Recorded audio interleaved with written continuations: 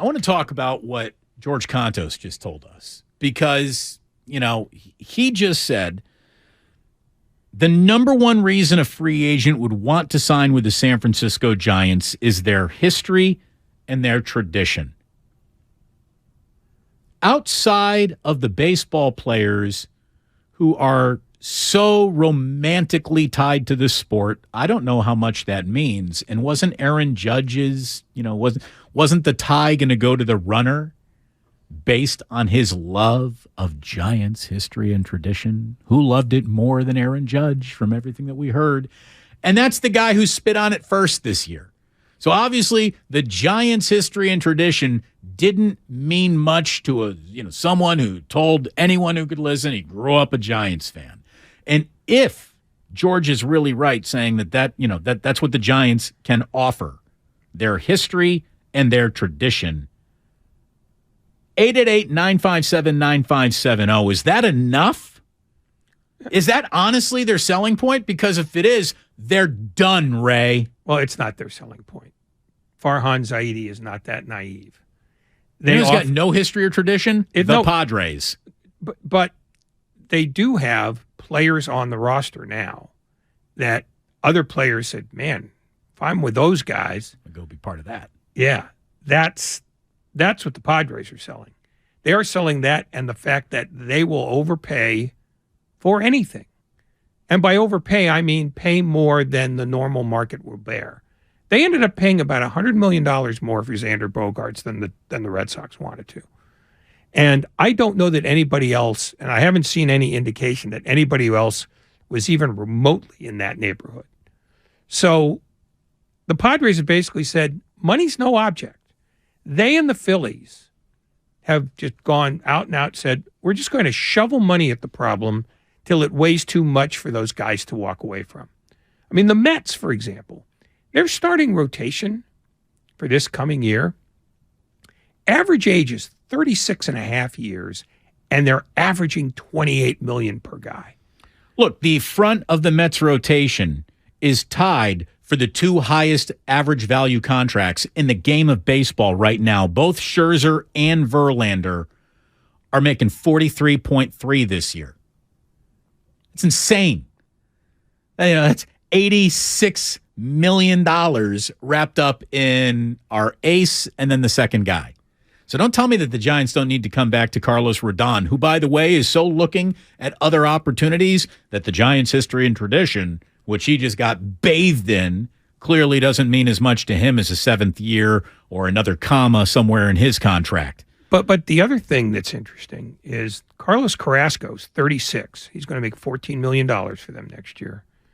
And Jose Quintana, who they just signed, is going to make 13, and he's 34. It's the oldest staff ever. I mean, it's literally like a World War II staff where you have to cobble together guys who pitched, after they were, too old to be drafted. None of it's desirable, but I would just say that 36 in sports is the new 33, the new 32, the new 31 maybe. And with their arm histories, the 36 is the new 36. And that's the crazy thing about pitching. You never know. Look at how old Verlander is, and he just had, coming off a bevy of injuries, maybe the best year of a Hall of Fame career. Yeah, and Scherzer has been banged up. He's 38, and he's going to make the same money as Verlander. The fact is, it's not about the money if the term is short enough. And if you want the talent, you got to be willing to give that built-to-fail contract. I mean, it's just the way it goes. And this brings me back to Carlos Correa.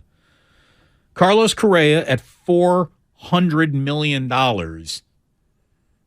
isn't Aaron Judge at $400 million. Carlos Correa is a very, very, underline it twice, italicize it, highlight it. Very good baseball player. He's not selling tickets. And that's why I don't think that the Giants, and I see Susan Slesser saying that he is now the number one target, and several other people other than Susan have said that the Giants are now, they've got him at the top of the priority list. They should. He is that type of player.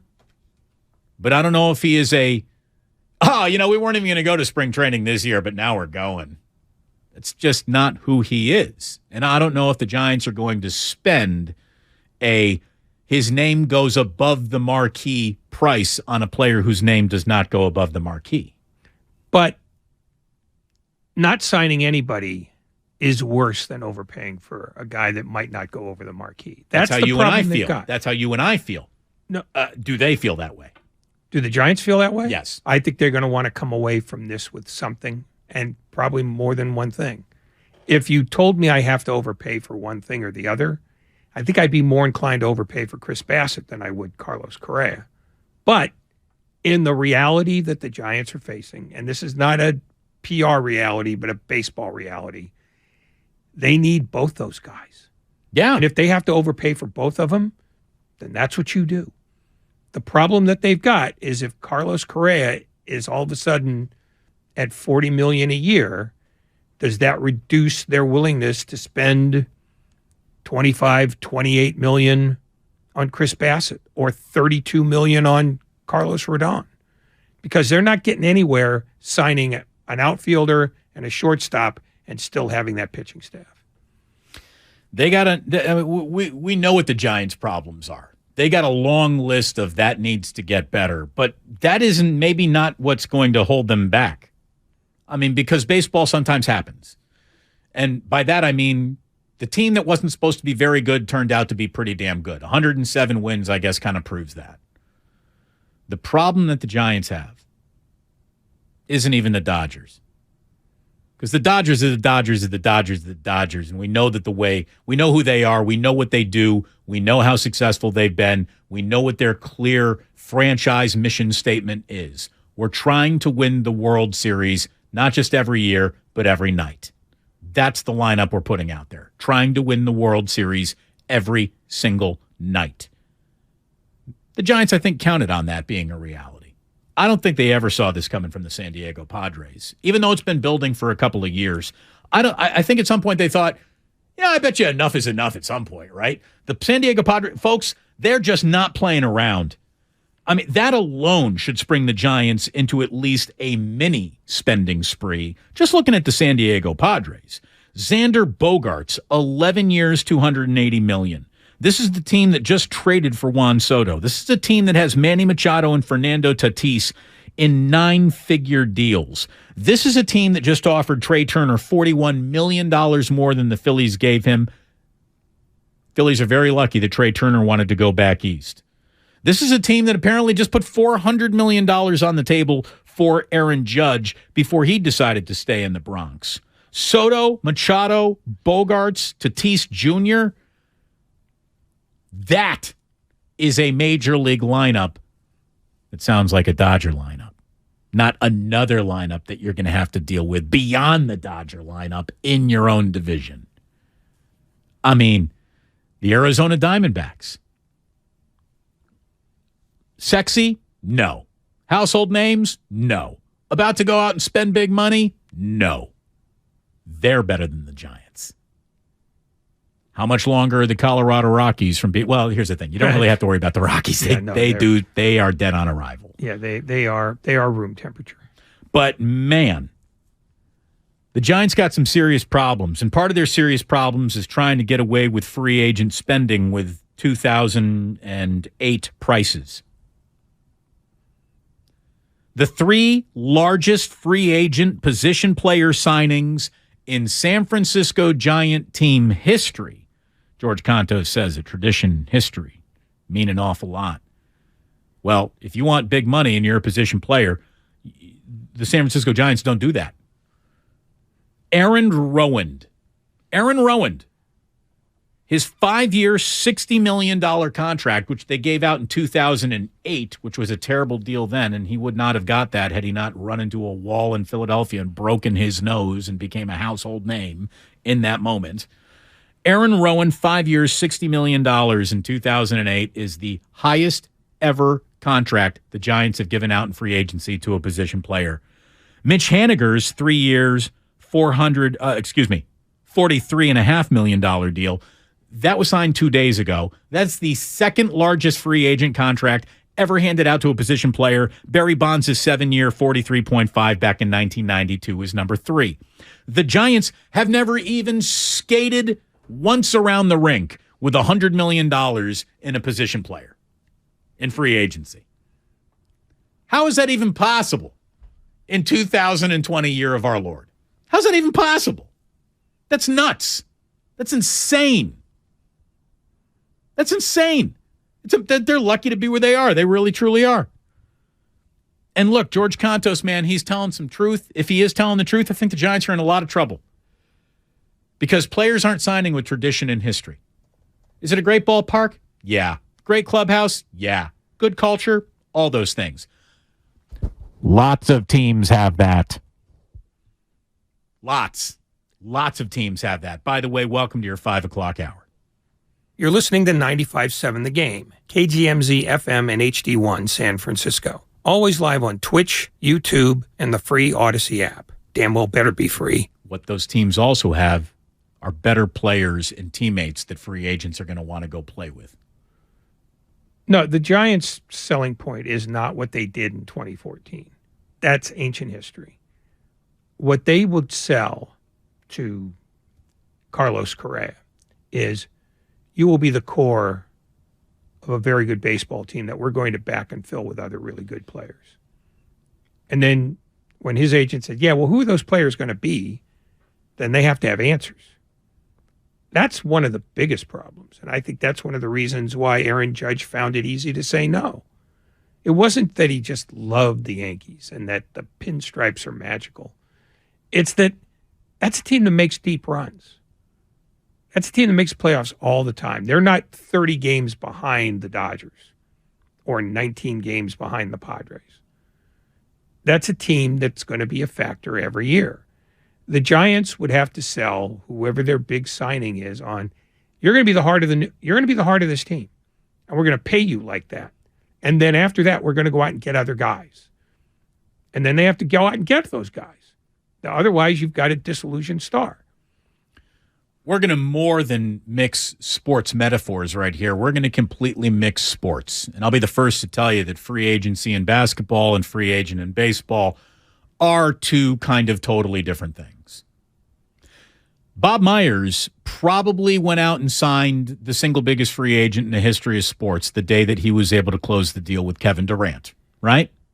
I mean, that was a monster, an absolute monster that he was able to bring in Kevin Durant.